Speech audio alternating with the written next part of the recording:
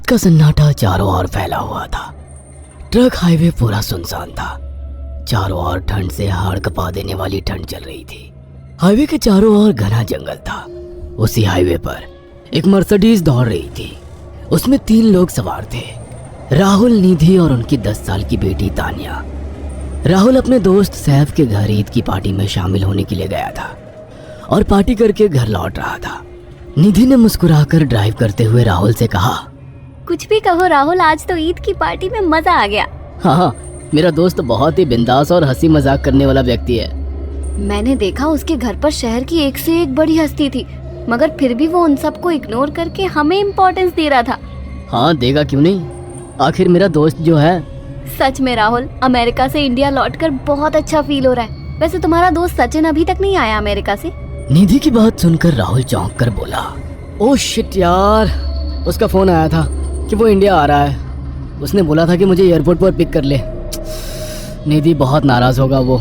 कोई बात नहीं, उससे बोल देना कि तुम्हें बिल्कुल याद नहीं रहा और फिर तुम्हें सैफ की इनवाइट की हुई ईद पार्टी में भी तो शामिल होना था। निधि ने इतना बोला ही था कि उसकी बेटी तानिया ने अपनी माँ की ओर देखकर कहा, मुझे भूख लगी है माँ, और प्यास भी। तानिया की बात पर निधि ने बुरा सा मुंह बनाकर उसकी ओर देखकर कहा, पार्टी में तो इतना खाया था तुमने, फिर भी भूख लगी है। निधि की बात पर तानिया ने मासूम सा चेहरा बनाकर कहा, कोई बात नहीं मम्मी, मुझे पानी ही पिला दीजिए। कितनी बार बोला है मुझे मम्मी मत बोला करो। पानी अभी नहीं है, आगे जाकर कोई शॉप पड़ेगी तो बोतल खरीद के दे दूंगी। निधि की बात पर राहुल ने मुस्कुराकर कहा, छोटी बच्ची है निधि, इतना नाराज होना सही नहीं है। राहुल ने इतना कहा ही था कि अचानक एक काली परछाई राहुल की कार के सामने आकर खड़ी हो गई। राहुल के पैर अचानक ब्रेक पर पड़ गए। गाड़ी तेज रफ्तार में थी। ब्रेक अचानक लगने से पलटते पलटते बाल बाल बची थी। राहुल के चेहरे पर भयानक ठंडी में भी पसीने के बूंद टपकने लगी। वो दोनों कार से बाहर निकल आए। निधि ने डरते हुए कहा, आखिर कौन था ये? ऐसा लगा जैसे कि कोई भयानक काली परछाई मेरे कार के सामने आकर खड़ी हो गई हो। वह दोनों काली रात के सन्नाटे में इधर उधर देखने लगे। तभी निधि को एक घने पेड़ के पास तो चमकीली हुई आंखें दिखाई दी। उसकी आंखें बिल्कुल भेड़ियों की तरह लग रही थी। निधि ने चीखते हुए राहुल से कहा, राहुल देखो कौन है वो, जल्दी से गाड़ी में बैठो, मुझे बहुत डर लग रहा है। राहुल ने उस तरफ देखा तो उसके रोंगटे खड़े हो गए।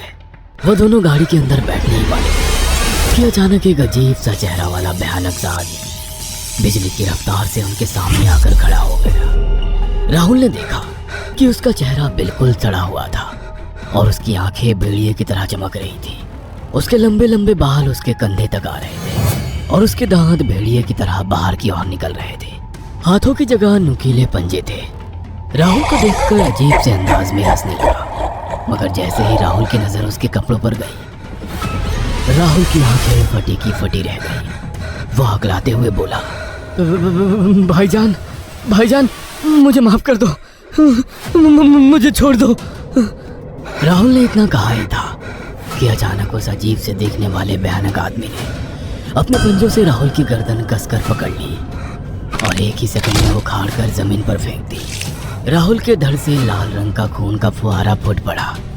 इस भयानक मंजर को देखकर निधि के गले से एक जोरदार चीख निकल गई। निधि इससे पहले भागती कि अचानक उस भयानक दिखने वाले आदमी ने निधि को पकड़ लिया और अपने नुकीले पंजे उसके पेट में गड़ा दिए और उसकी अतड़ियां बाहर निकाल दी। निधि की एक दिल दहला देने वाली चीख सन्नाटे को चीर गई।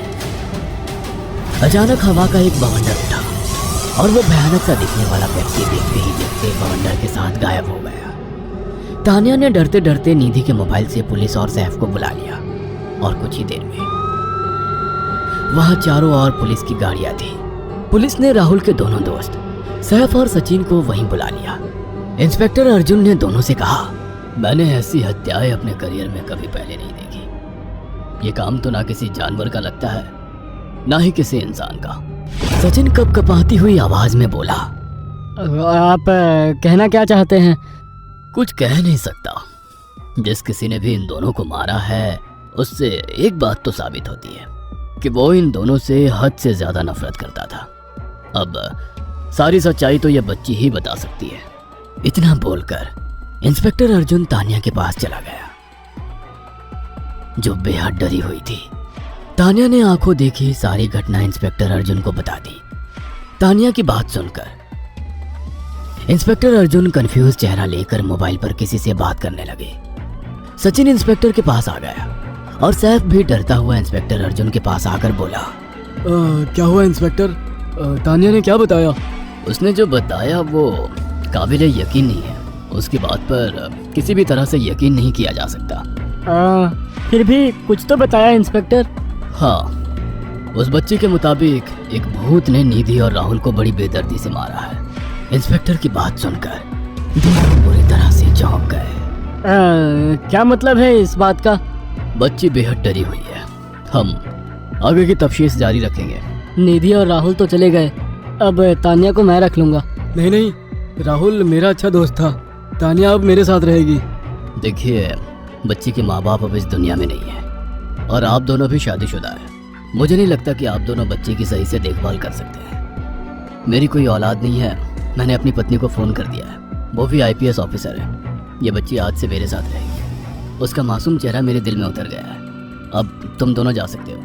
पूछताछ के लिए मैं जब भी तुम्हें बुलाऊं तुम दोनों आ जाना। इंस्पेक्टर ने ये बात बोली ही थी कि अचानक वहाँ पर मौसम बदल गया। चारों ओर काली घटाएं छा गई और एक भयानक बवंडर उठा और देखते ही देखते सब पुलिस वालों के सामने वो भयानक चेहरे वाला आकार सबके सामने खड़ा हो गया। उसको देखकर सबके रोंगटे खड़े हो गए।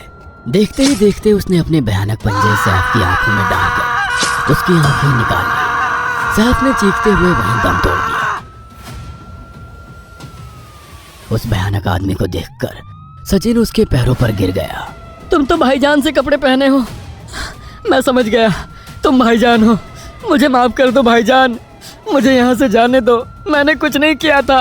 वह भयानक चेहरे वाला गुर्राते हुए बोला, बता इन सबको कि ये सब इतनी भयानक मौत क्यों मरे। सचिन दौड़ता हुआ इंस्पेक्टर अर्जुन के पास गया और बोला, मैं जानता हूँ इसने इन तीनों को क्यों मारा। इसका नाम भाईजान था। जब ये जिंदा था ये किसी का भाई किसी की जान था।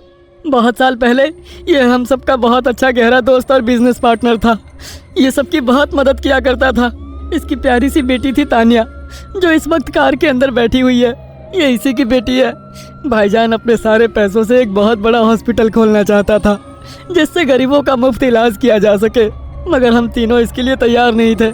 हमारी नीयत उसकी दौलत पर खराब थी और एक दिन हम सब धोखे से ईद के दिन भाईजान को यहाँ ले आए और इसे मारकर फेंक दिया।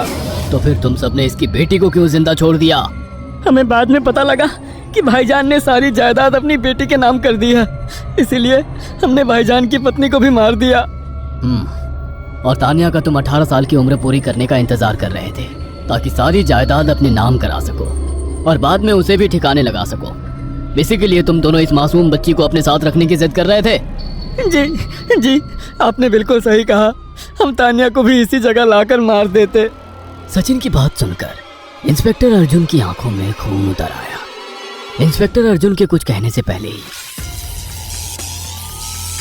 भाईजान बिजली की रफ्तार से इंस्पेक्टर अर्जुन की आंखों के सामने से सचिन को पकड़कर ले गया और उसके शरीर के टुकड़े टुकड़े कर दिए और हवा में उठे एक तेज बवंडर के साथ गायब हो गया। सारी घटना इंस्पेक्टर अर्जुन की आंखों के सामने हुई थी। तानिया को इंस्पेक्टर अर्जुन और उसकी पत्नी ने अपनी बेटी की तरह पाला।